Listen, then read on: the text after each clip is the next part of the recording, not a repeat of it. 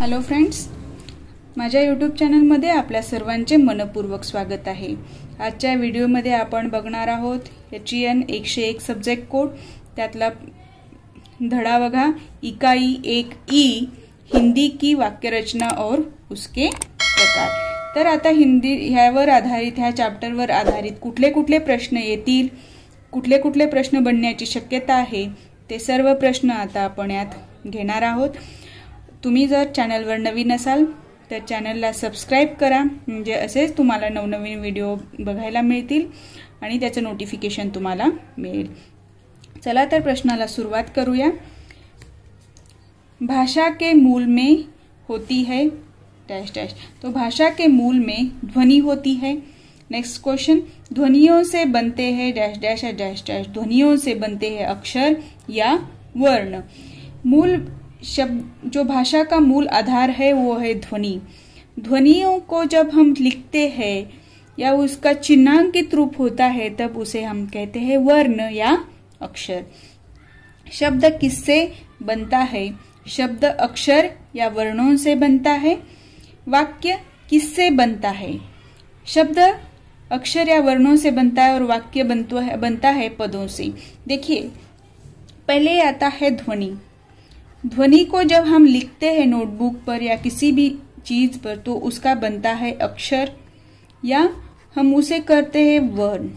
और वर्ण जब एक साथ आते हैं तो उसको बोलते हैं शब्द। इस अक्षर या वर्णों से बनता है शब्द, और शब्द जो है उसको ये प्रत्यय लग के या अव्यय लग के क्या बनता है? पद बनता है, और ये पदों से क्या बनता है? वाक्य बनता है। तो ये जो सीक्वेंस है वो आपको याद रखना है। अगर ये सीक्वेंस याद रहेगा तो इस सीक्वेंस पे अगर किसी भी प्रकार क्वेश्चंस आया तो भी आप उसका जवाब दे सकते हैं। आप वीडियो लास्ट तक देखिए, जिसकी आपको बेनिफिट होगा एग्जाम में, और हर एक प्रश्न के साथ जहां पर जरूरी है वहां पर मैं वो एक्सप्लेन कर दूंगी। और अगर आपने अभी तक टेलीग्राम चैनल ज्वाइन नहीं किया तो टेलीग्राम चैनल ज्वाइन कीजिए, उस पर आपको नोट्स मिलेंगे जिसकी मैं आपको डिस्क्रिप्शन बॉक्स में लिंक देती हूँ। नेक्स्ट क्वेश्चन, रचना की दृष्टि से वाक्य के कितने प्रकार है? रचना की दृष्टि से वाक्य के 3 प्रकार है। कौन से 3 प्रकार है?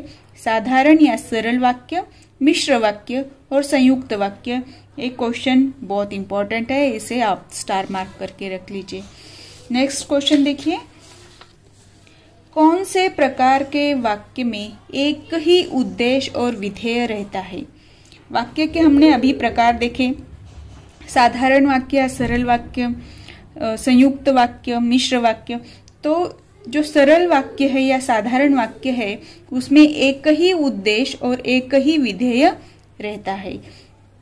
भाव या अर्थ की दृष्टि से वाक्य के कितने प्रकार है? भाव या अर्थ की दृष्टि से वाक्य के कितने प्रकार है? 8 प्रकार है। ये क्वेश्चन भी आके गया हुआ है एग्जाम में, तो इसे भी आप स्टार मार्क करके रख लीजिए। देखिए कौन से प्रकार है, ये शॉर्ट में आपको मैं बता देती हूँ। विधानार्थी, निषेधार्थक, आज्ञार्थक, प्रश्नार्थक, विस्मयादिबोधक, इच्छार्थक, संदेहार्थक और संकेतार्थक। ये जो भाव है वाक्य के उसके आधार पर ये 8 प्रकार है। तो इस पर भी क्वेश्चंस ऐसे बन सकते हैं कि एक सेंटेंस दिया है तो वो कौन से प्रकार का आ सकता है, अर्थ की दृष्टि से या इस वाक्य से या शब्द से कौन सा भाव व्यतीत होता है, ये भी क्वेश्चन आपको आ सकता है। नेक्स्ट क्वेश्चन देखिए, उद्देश्य किसे कहते हैं? वाक्य में प्रतिपादित विषय को उद्देश्य कहते हैं। वाक्य में अभी हमने देखा था कि सरल वाक्य में एक ही उद्देश्य और एक ही विधेय होता है। तो उद्देश्य क्या है? तो वाक्य में प्रतिपादित जो विषय है उसे हम कहते हैं उद्देश्य। विधेय किसे कहते हैं? विधेय प्रतिपादित उस विषय के लिए जो विधान किया जाता है उसे क्या कहते हैं? विधेय कहते हैं। जो कुछ भी हमने सेंटेंस में कहा है उसके लिए जो कुछ भी कहा है उसके लिए उसे क्या कहते हैं, उस विधान को विधेय कहते हैं। कि लगाकर वाक्य रचना करने की पद्धति हिंदी में कौन सी भाषा के प्रभाव के कारण विकसित हुई। की लगाकर जो वाक्य रचना होती है वो कौन सी भाषा का प्रभाव है, तो फारसी भाषा के प्रभाव से विकसित हुई है। नेक्स्ट क्वेश्चन, डैश डैश के कारण वाक्य का आशय स्पष्ट होता है। किसके कारण वाक्य का आशय स्पष्ट होता है, तो आकांक्षा के कारण वाक्य का आशय स्पष्ट होता है। जो कुछ भी हम वाक्य कहते हैं उसके पीछे जो आकांक्षा है उसके कारण ही वाक्य का आशय स्पष्ट होता है। जब हम कहते हैं कि मुझे पेन दो, तो जो हमारी आकांक्षा है कि पेन चाहिए, हमें पेन पाने की जो आकांक्षा है उसके कारण ही उस वाक्य का हमें आशय स्पष्ट होता है। नेक्स्ट क्वेश्चन देखिए,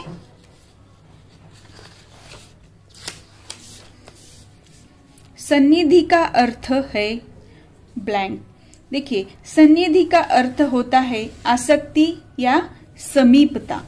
सन्निधि का अर्थ होता है आसक्ति या समीपता। एक क्वेश्चन भी बहुत इंपॉर्टेंट है, इसे आप स्टार मार्क करके रखिए। नेक्स्ट क्वेश्चन, वाक्य पूर्ण अर्थ प्रकट करने वाला क्या होता है, तो वाक्य पूर्ण अर्थ प्रकट करने वाला ध्वनि समुदाय, उसे ही क्या कहते हैं, पद कहते हैं। तो वाक्य पूर्ण अर्थ प्रकट करने वाला ध्वनि समुदाय या पद होता है। लास्ट क्वेश्चन देखिए, कौन से वाक्य में दो या दो से अधिक प्रधान अंग वाक्य होते हैं, तो संयुक्त वाक्य में दो या दो से अधिक प्रधान अंग वाक्य होते हैं। तो संयुक्त वाक्य में एक प्रधान वाक्य होता है, दूसरा उपांग होता है, और कभी दो से अधिक भी प्रधान अंग संयुक्त वाक्य में होते हैं। और मिश्र वाक्य में दोनों क्या होते हैं, प्रधान अंग होते हैं। इस प्रकार ये चैप्टर यहाँ पर पूरा होता है। आप एक बार चैप्टर पढ़ लीजिए, उसके बाद एक क्वेश्चन पढ़ लीजिएगा, तो आपका पूरा चैप्टर एक ही दिन में आपका याद हो जाएगा और आपको इसका बेनिफिट मिलेगा। अगर आप चैनल पे नए हैं तो चैनल को सब्सक्राइब कीजिए, और अभी तक आपने टेलीग्राम चैनल ज्वाइन नहीं किया तो ज्वाइन कीजिए। और मेरा वीडियो अगर पसंद आया तो वीडियो को लाइक कीजिए।